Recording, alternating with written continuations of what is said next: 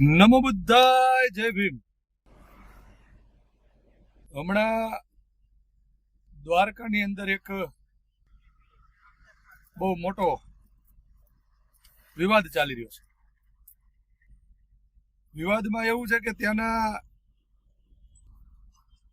MLA એટલે કે પબુભા માણેક, એમણે પોતાના લેટર પેડ ઉપર એક ભલામણ લખી અને એ ભલામણમાં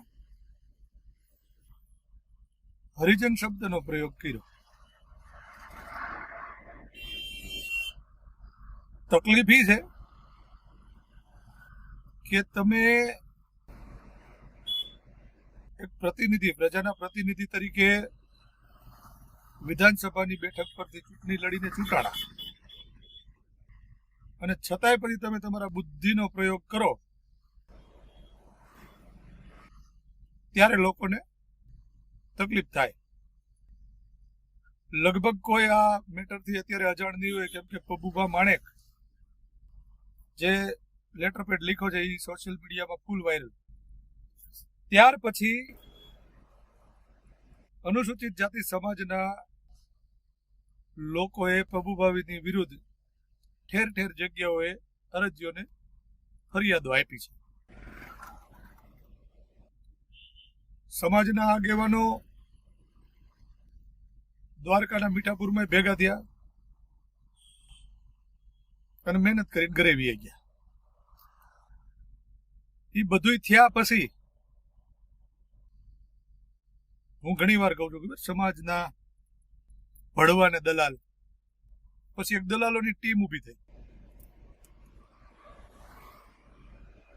અને એ લોકોએ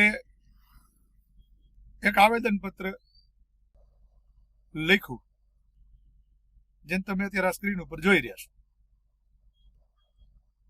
બીજું એક વિડીયો બીનો છે અને એ વિડીયોમાં એ દલાલોએ ફૂલ દલાલી કરી છે. પેલા એ જોઈ લ્યો.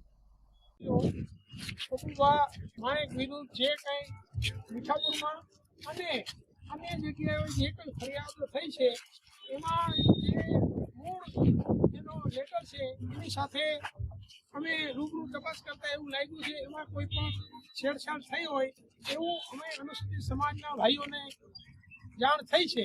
એના અનુસંધાને અમે અનુસૂચિત સમાજના બધા ભાઈઓએ જાત તપાસ કરી અને મૂળ પત્રમાં છેડછાડ થઈ છે જેની તપાસ થવી જોઈએ, અને જે કોઈ ફરિયાદો છે એ ફરિયાદો ખોટી છે એવું નથી અમે કોઈ કહેતા, પરંતુ એ ફરિયાદોની સચોટ તપાસ અને આ તપાસ બાદ જ એ ફરિયાદો ઉપર ચોકસાઈથી કાર્યવાહી થાય એવી અમારી સમસ્ત અનુસૂચિત સમાજની માંગ છે. એ બાબતે અમે સમસ્ત અનુસૂચિત સમાજને આ પત્ર પહોંચાવેલ છે, જે આપ સમક્ષ અમે રજૂ કરીએ છીએ. એના ઉપર ધ્યાન દઈ અને આપના ડિપાર્ટમેન્ટ દ્વારા યોગ્ય કાર્યવાહી થાય એ અમે સૌ જે કઈ ભડકાઓ જે પોસ્ટો મૂકવામાં આવે છે, કોમેન્ટ કરવામાં આવે છે, એના પર પણ કાર્યવાહી થવી જોઈએ.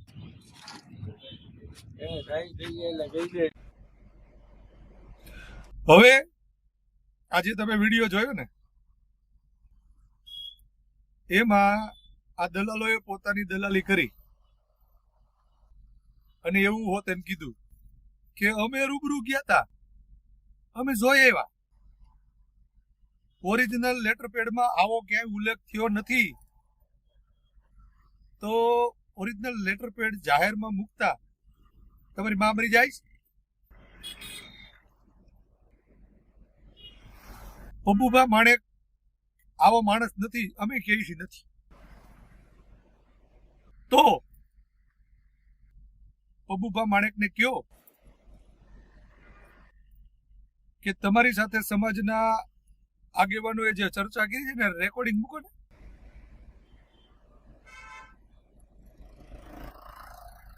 બીજું, ડોક્ટર બાબા સાહેબ આંબેડકરે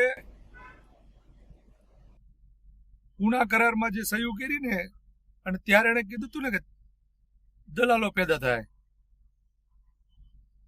એ તો એને એની પોતાની વિચાર શક્તિ અને એનો ભણતર અને લઈ અને એને નક્કી કરીને કીધું તું. પણ અત્યારે મારું એવું કહેવાનું છે કે આ જે ટીમ ત્યાં ઊભી હતી ને, એ ટીમ દલાલ નથી. આમાં મમ્મીથી કઈક ભૂલ થઈ ગઈ હોય. બાપા હાજર ન હોય કેમ કે દાડીએ પેલા તો ક્યાં શું કરતા હતા, દાડીઓ કરતા, બહાર બીજા ગામડે જઈને રળવા જતા, અને ત્યારે જે આ ભૂલ થઈ ગઈ હોય ને અને એમાં બિયારણ ફરી ગયા હોય, આ એની પેદાશો છે. આ હલકી નાવના નંબરે મારી પાસે આવ્યા, પણ એ નાલાયકને મેં કોઈને ફોન એટલા માટે નથી કર્યો કે આવાનો અવાજ સાંભળવો મન નથી ગમતો. હું કહું એનું, અને જદીના હું મારી આગળ શું ખોટું કરી શકે.